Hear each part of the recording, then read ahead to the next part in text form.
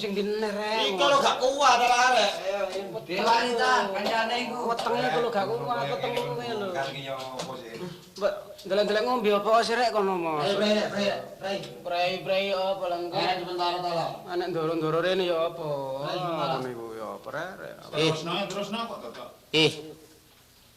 Leren sik, leren sik. Mboten wonten leren Gus. Ana apa, Gus? Kon tak takoni, aku gak iso ngarani siji lan sijine, kabeh ae. Kowe kerja paksai kanggo sapa? Nggih, kula niki dikengen kalih nika lho Gus Dargo nika. Kongkon Dargo lho. Nggih. Dargo ku minangka tangguh tangan kanane Londo. Nggih. Ya mung gunung semene gedene kok bongkar kono wis dikeki mangan barek Londo. Lah nek mboten purun niku malah diajar niku Gus. Sing ajar. Nggih Gus Dargo niku kalih londo-londo. Ngene kon tak ngertekno, ya toh? Kabeh ae kon tak ngertekno. Gak perlu kon ngertek. Apa sebabe saiki Londo mbangun embong bapat sampai temukain kapu? Kowe ngerti? Iki nek embong ki wis dadi sumber penghasilan kang kaya no kene daerah kene iki jangan diangkut barek Londo. Sing perlu digawa nang babakan glondong daerah Tuban. Engko wis nglumpuk kono diangkut barek kapal-kapal Londo. Mulai tak jaluk, gak perlu. Kowe nyambut gawe mempeng-mempeng. Lan welingku nek Londo sing ngongkon karo kowe nyambut gawe. Kowe aja mentang-mentang sebab ngerti kowe, Londo iki perlatane akeh. Nek sampe kowe mbangkang perintah Londo, kowe mesti dibedil. Rek krungu kabeh omonge Gurkso lho. Ya ngono Jerman kan lho. Tapi sebalike nek sampe sing ngongkon iki duduk Londo, padha-padha manungsa Jawa kaya kowe luwih-luwih Dargo. Wanenono, nek perlu patenono Dargo. Ya ngene dikampleng ya napa? Lah kon kok nek ditakoni utawa gedene dikampleng barek Dargo, ngomong anane kedadian nyambut gawe Bangkang gak yo Reksa Jaya sing ngongkon. Yo. Jalan ya. Lah sampe nang pundi, Gus? Yes, tak tinggal. Ngerti kowe? Ibumu ki mbobot. Ya toh? Wis kon tak jangkung teko kadoan. Tapi aja lali nek Londo nyambut gawe, tapi nek Dargo nek perlu tawuren Dargo. Saya ngene rek. Enak ya atur. Soale Gus Rekso iku mang yo wani mendekari awak dhewe. Anane wani ndelok nasib arek. Ya bener, gak salah iku. Kok cocok mangan wong ngombe gak blas ini dapat gak ngono ya apa? Ya apa sih? Aku iki tanggo ambek Gus Dargo. Luwe-luwe. Engko ngono aku gak gelem melok cawe-cawe ngejak arek-arek iki. Kok sawangane awak dhewe iki disatru bendina bojoku iki nangis ae. Nek arek-arek gak nyalone karo awakmu man, ya. Ya terus anjene sing budget iki ya. Ono Gus Dargo rene. Ayo. Ngisi. Nggih kono rek. Kerja. Wis ah leren. Arek mau. Kerja ta lah diragen tegel. Utang luwene kaya ngene kok ada. Tak ndelok ngombe sik. Nanti, ayo gak perlu nanti. Ngelompok ya. Batas ngombe. Durung wayahe ngombe, durung wayahe leren, durung wayahe istirahat. Layak nyambut gawe ini kaya apa ngene. Iya. Mek dhewe nyambut gawe mbok ya iku ya apa dalane iki nang Padang kena gawe dalan. Lah nek cara nyambut gawe ngene iki, apa jenenge nyambut gawe ngene? Lho karepe yo mempeng wis tapi ya napa weteng niku lho ndredeg mboten klebonan apa-apa ketesuk ngeten kok ada. Wasune lho asu. Langsung nek wayahe langsung wayahe mangan ayo gawe mangan. Mosok iku pangananmu tok ae. Keliwat jam 12 lho iki. Gak ngono.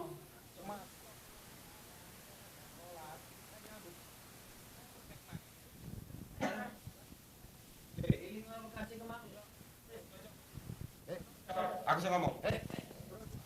Kabeh kok mbangkang. Sampeyan kabeh kok males. Nggih Gus Dargo. Dargo sih. Anak Mas Londo, ngerti? Minangka sing dipercaya Londo. Nggih. Nyambut gawe ana eleke ana apike apa jere aku. Lah kowe iki gak pernah bawa aku, gak pernah perintah-perintah aku, kok mbangkang nyambut gawemu? Gus Dargo. Nggih dhisik kula kate ngomong. Sampeyan ngengken kanca-kanca kerja paksa sing isine ndamel dalan mbabat kabuk. Niki bongkar gunung. Mboten kok bongkar pari wonten gudang nang mboten. Abot bongkar gunung niki, mantingali kanca-kanca. Kulite melencet kabeh. Kata sing mati lho, Pak. Meneng ae ta lah. Aku sing ngomong iki, kok kon takon ngomong kok gak gelem ngomongane nang Gus Dargo. Aku ngomong iki nyaut ae. Kaplok ya, Dargo. Terus ngeten, Gus. Kanca-kanca niki kata sing lesu. Mukate sambat mangan niku wedi kali sampean. Eling-eling mboten dikirim. Lah niku menungso lho, senes kewan lho. Wong kewan niku nek weteng lesu niku nggih ambyuk. Mosok sampean mboten eling jaman ngeret jati digengken wak lurah niku. Sapi pinter ndak menyeret. Sapi lesu nggih mboten kuat. Iya bener iku wis, bener iku. Hehehe.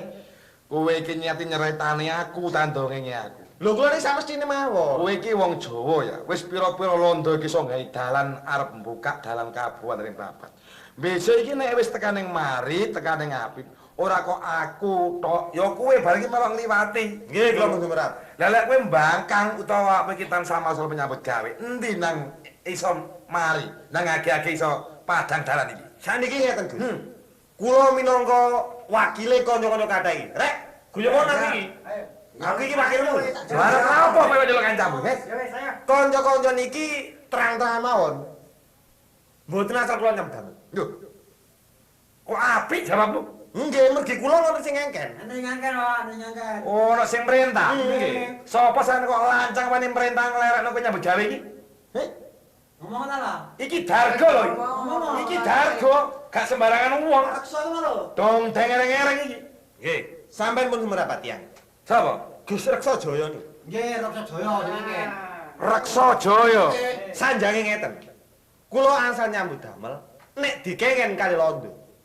Sing wonten opahe, tapi nek sing ngengken niku padha-padha wong Jawane, mestine kula lawan. Antek ya antene kun. Dadi kaya aku iki pernah wong Jawa pernah antek londo. Nggih. Ning diwane ni. Nggih. Kowe antek mawon. Bangsat Reksa Jaya iki. Iki lek jenenge londo sing kulite sawu mateng. Aja kok pola-pola kowe.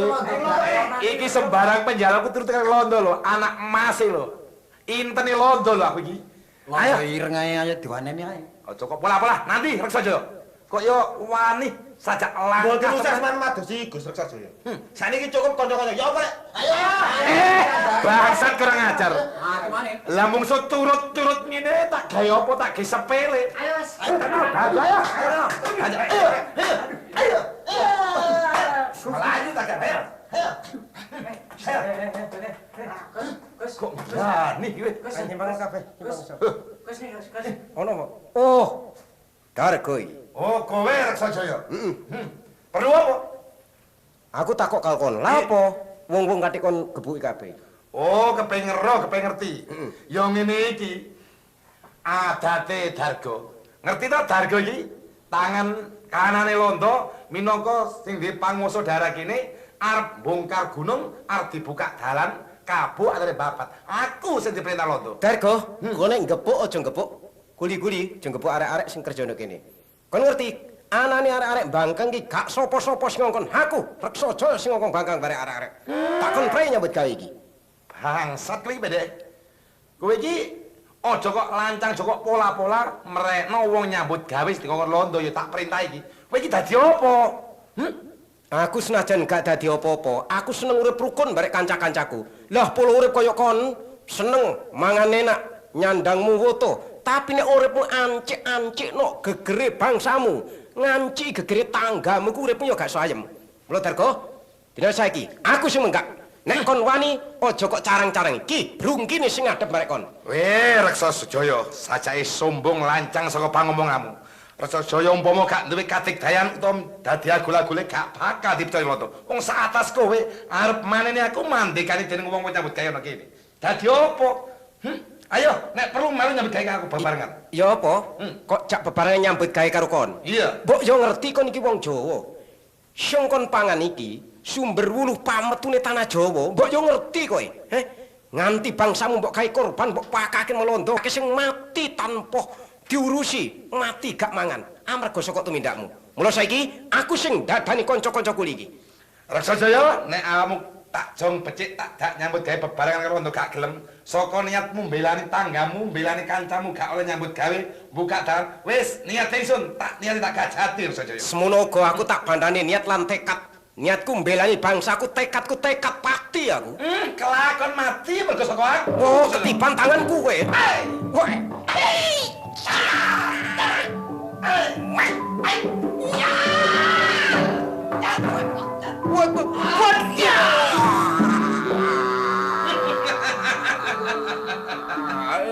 ketamaan pusakaku modar tanpa dadi. Ayo rasano. Darko. Darko. Aduh.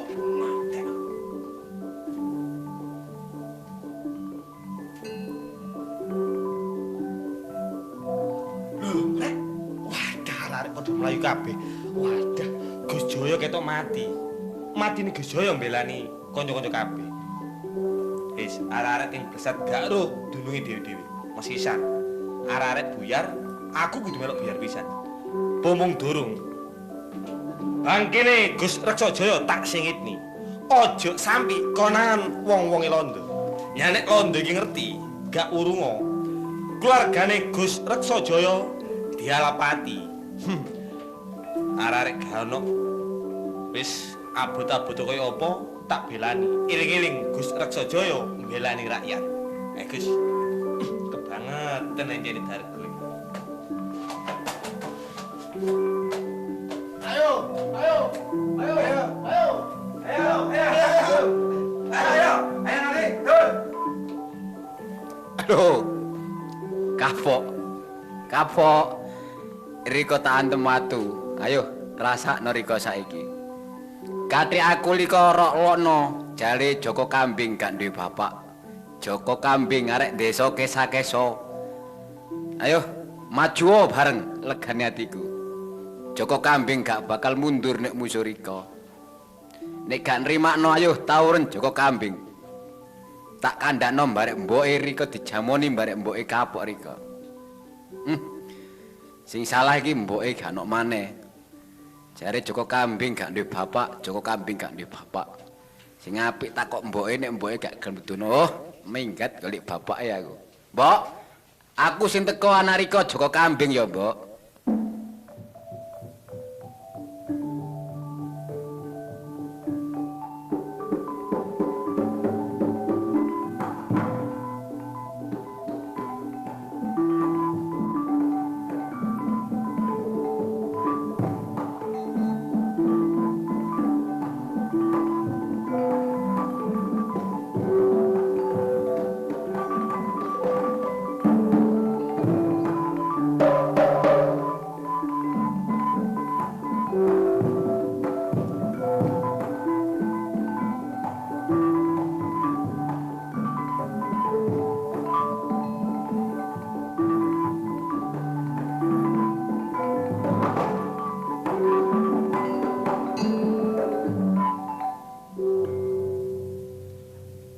Abot-aboten di anak kaya aku iki. Di anak siji gak tau nyabani omah. Mosok sih saka rumangsaku iki. Kaya aku wis tuwa. Takon ngrewangi nyambut gawe ning omah kaya Joko Kambing iki. Mosok dolan, angon, lupute ngono tukar ambek kancane. Ngene iki bejane awakku kok. Mosok sih di bojo biyen kaya ngono. Saiki ndi anak ya kaya ngene gak iso menakno pikir. Kowe iki lha opo sih, Nduk? Kok dadak susah. Ning kene iki wis ana aku. Dene soale anakmu si Joko Kambing. Ya babah wong pancen sik bocah kok dadak. Kula ngeten niku, Mbah, mosok kula niki anak kula niki pun gedhe karep kula niki ngrentang-rentange nyambut gawe ten omah mriki kala sampeyan apa malih sampeyan nggih pun sepuh. Lah ngoten dolan mawon ngoten niki mboten sumpek ta. Wis ora perlu kowe iki sumpek-sumpek. Anane Joko Kambing dolan. Panjene wong ya sik bocah. Kejaba saka iku anane kowe nganti dedunung ning kene ya iki ning Padepokan Gunung Puyur. Iki lak ya ngangsu kawruh to. Mulane nganti anakmu iku tak gawa mrene supaya dheweke iki dadi wong sing pinter, supaya dadi wong sing ngerti. Nggih, kula saora-orane yen wis duweni ilmu, wis nampa wejangan saka aku, mesti bakal dadi wong sing pinter ngono. Dadi kowe ora perlu susah. Dolane si Joko Kambing iki pancen wis kulino. Lah mengko yen wayahe mulih lak ya mulih kok. Mbah. Baik. Joko Kambing iki opo? Mbah, Lapor. aku saiki mau angon wedhus, Mbah. Lho, Apa to, Ngger? Kok gegel mangan wedhus iki lho. Aku mang ruwung geger, Mbak. Geger lapo? No embong iku lho, Mbak. Mbarek londo-londo wakeh. Wakeh londo iku. Oh iya wakeh ngono wae. Lah ya wis to, Lho Le. lah iya, Mbak, londone iku wakeh ngono lho. Iya saking akeh. Pirang-pirang, Mbak. Heeh. Ana sing dipuwateni, ana sing diwajwar, ana sing dibawa dhewe lho, Mbak. Lah ya wong panjene londo, ya wis Wis bene. kowe nek omahe dudak marak-marik gak ruwung geger. Aku kok ndelok londo maneh, Mbak. Lho, Kuwi lho, bedil, lho. Nak. Bedil kok. Aja nggih Joko Karo Kambing. Mbah karo Mbok. Kowe ning pedepokan ae, ning omah karo Mbah ya. Moh, aku ndelok londo, ndelok seneng bedile dawa-dawa, Mbak. Lho, yen kowe engko ndelok londo bedil, lah iya yen ora kowe engko dibedil. Bedil iku isine apa sih, Mbak? Lho, bedil kuwi isine peluru. Peluru. Loro nek kenek. Lho, Oh, mati. ora trimo lara ngger ya mati kok dadak. Londo iku lak nyengit lho, Mbak. Heeh. Londo iku mbang dipuwateni ngono ya apa ya, Mbak? Ah, kowe iki kok dadak ngomong sing neko-neko. Kowe arep mateni londo iki lho, terus buncimu iki apa? Ngene lho. Cilik kowe. Mboke mbarek mbae. Heeh. Saiki beneran Riko mbarek mbae gek kene, aku jange ngomong mbarek Riko. Ya. Apa? Ngomong apa sih, Le? Aku delokno mbarek arek-arek, Dik. Delokno ngene lho, hore, Joko Kambing arek desa kesa-kesa arek gunung kinang-kinung. Joko Kambing gak duwe bapak. Lah nek aku gak duwe bapak, aku lak anake watu, Dik, nek ngono, Dik. Aku lak krikil nek ngono, Dik. Kowe iki kok ngawur ae nek menungso kok anake watu ya ora. Lho iya, aku delokno go jiman iki lho, jare Joko Kambing anake watu iku. Joko gadak nomongane arek-arek iku. Aku isin lho, Mbok, aku iki isin dilolokno jare Joko Kambing gak duwe bapak. Aja cacak Dik menungso gak duwe bapak, wong gedang duwe bapak lho, Dik. Kowe kok iso roh gedang di bapak. Lho iya, gedang duwe bapak. Bapake gedang iki sapa? Lah sing nandur kuwi apa, Dik? Sing nandur iku bapake gedang. Heeh. Kowe iki kok iso. Oh, gak gedang tok, Dik, masih genuk duwe bapak. Kon ngawur wong genuk kon di bapak Ora iku. ono sing. Duwe. Sopo? Lah dandang iku. Wong dandang kok bapakne genuk olehmu ngawur ae. Wis tak Dik, kok dudono bapakku sapa? Joko Kambing. Hmm. Kowe iki olehmu takon wong tuamu iku kandhani. Yen ana kanca-kanca sing takon yen kowe iki anake sapa, bapakmu iki ya aku. Ya bolak-balik ya bapakmu ya iku lho, Ngger. Kok Dede, Joko Kambing gantenge ngene bapakne tuwek, elek, gegere dengkek kate matek, nek matek dibuntul sewek mergo lambene suwek. Dede, Riko dudu bapakku, Riko iku mbahku. Kowe iki nek ngomong kok dadak malah kaya ngono. Kok dadak wong tuwa kok dimatek-matekno iki lho. Lah nek Riko bapakku, mbokku sapa? Lah ya Iku ya aku iki. Lah anak Riko sapa? Lho ya iku anak. Oh, nek ngono Riko kurang ajar, Dik. Lho. Kowe iki piye kok? Riko kurang ajar. Wong mbahne kok dikurang-kurang ajar. Gak kurang ajar ya apa anake drabi dhewe iku. Ayo, kurang ajar iku nek ngono. Sing rabi sapa ora? Jare bojo peno iki. Lho. Iku anakku. Oh, anak Riko. Iya. Lah, mbokku sapa? Ya iku. Ya aku iki, mbok Lah. iki. Bapakku. Aku. Lho, Riko ki apa dhewe menangan ora anak dhewe dirabi iku. Lho sing rabi sapa? Jare Riko bapakku, mbok iki anak peno. Heeh. Lah, bapakku sapa? Yo. Ya apa? Ayo sapa? Ayo sapa? Yo. Er. Terus Yo. pundi to, Mbah? Ngene lho. Joko Kambing ki wis gedhe, wong dialing-aling ngono ya tetep kudu ngerteni wong tuane. Entar kok dudono ae. Wis saiki wis kandhanono ae, Nduk, kono wis terang-terangan ae timbangane geger kok. Ha gitu, Mbah, kene nak. Mbok Riko aja nangis. Ya Riko aja nangis, tak takoni bapakku sapa. Riko ngaku ana, Riko ngomong bae.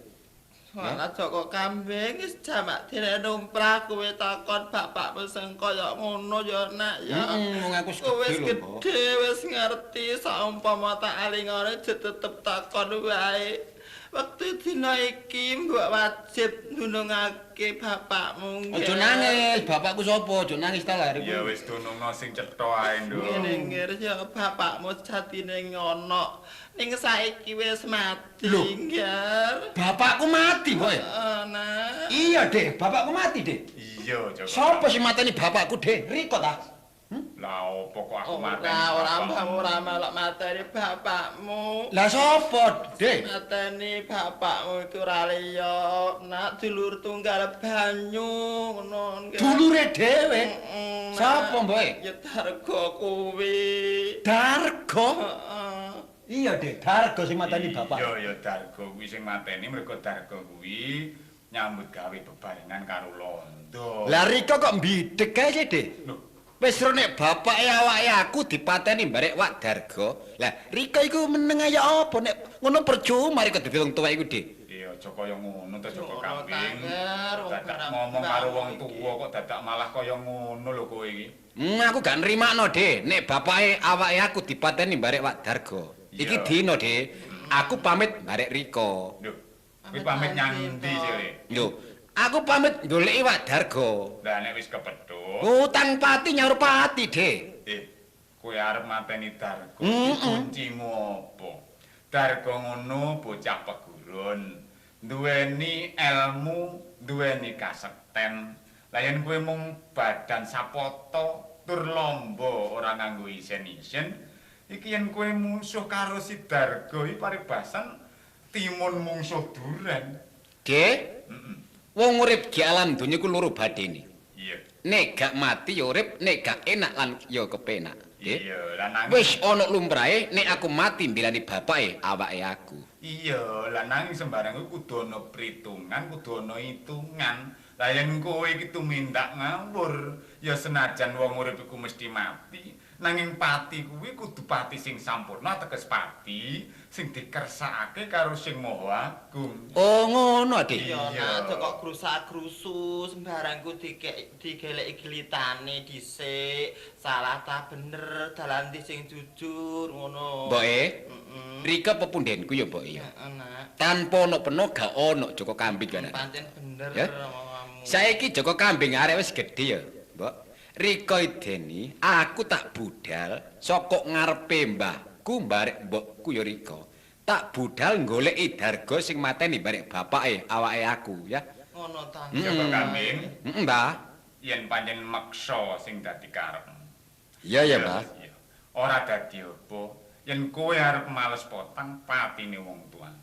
Nanging yen kowe iki banjur lumaku ijen tanpa rewang, iki ateges aku sing ora bisa nuntun karo kowe. Iya ya, Mbah. Lah mula yen pancen adreng sing dadi karepmu, kowe bakal tak wenehi rewang. Rewang apa, Mbah? Dudu rewang menungso, Lah rewan kewan ta? ora. Lah apa, Mbah? Sifat kandel winangka dadi piandel. Oh, iya, Mbah. Jajangir, iki ana pusaka telung warna cacahe. Mbah. Sepisan tumbak Kiai Banjak Sita. Iya ya. Dene sing nomor loro wujud ukelan lawe jenenge lawe wenang. Oh. Lah sing nomor telu iki ana pita sing diarani pita bang. Pitobang, Mbah. Lah mula kanggone nggir. Dasyate, Mbah. Apa ae pusaka telu sing Rika wenehno barek aku ya putu Rika Joko Kambing, Mbah. Tumbak Banjak Sita. Iki ampuhe kagilo-gilo. Aja maneh jalma menungso kena tumbak. Pak. Iya, iya. Ora lebur. Senajan isih diconcongake wae, mungsuh mesti bakal wedi. Dene lawe wenang. Iki kanggone kanggo sabuk utawa kanggo sampiran. Lawe wenang kuwi winangka kanggo sifat kandelmu. Kowe bakal ora tumama menawa ana pusaka apa wae sing tumibum nyarang. Oh, iya, Mbah. Dene pitobang. Pitobang kuwi ndunungake pati lan uripmu, nggih. Dene yen panjen kaweruhan wawadining pitobang iki, kowe bakal temekaning pati. Jalaran patimu iki ora saka sapa-sapa nanging saka aku dhewe. Oh, iya ya, Mbah. Rika mati, aku kudu melu mati ya, Mbah. Lah nek aku mati, Rika kudu nututi mati, Mbah. Pancen bener. Mati bebarengan, mukti Iya. bareng mukti, mati bareng mati. Bener. Tak tampanane, Mbah, pusaka Ya, Rika, jajal Mbah. tampan. Ini, Mbah. Mbok, Piye to, Ngger? pangestu Rika sing tak jaluk ya, Mbok. Ngene Joko Kambing, aku nglilani kowe mbales putang budine karo wong tuamu kaya ngono nak. Ning mbok ra iso nyangoni apa-apa nek tak langkai dhisik ya nak. Ya, aku Riko langkai ping 3 perune aku cek slamet gak ono alangan apa-apa ya, Mbok ya. Ya Nduk, wis kono jajal. Ya, Wis. Bawang abang nyempang, bawang putih nyengkrih, brambang jahe kuwi duwe nak, jeruk pecel kuwi nyekel sluman-slumun slamet sak pulah tingkamu, Ger. Ya wis nak, ya. Mbah. Putu Riko Joko Kambing budal goleki Darga ya, Mbah. Iya nggih. Nek perlu londo sak anak buah tak entekne saka desa Kabuh ya, Mbah. Iya. Aku gak balik-balik nek durung mateni Darga lan londo sak anteke kabeh ya, Mbah. Iya nggih, tak ideni kaya banyu mili muga-muga. Pangestumu sing tak jaluk ya, Mbah. Anak ya. Aku budal ya, Mbah. Ya wis budal. Yo, Terus pundi to, Mbah? wis oleh ngeturno anakmu wis nang bali om rene.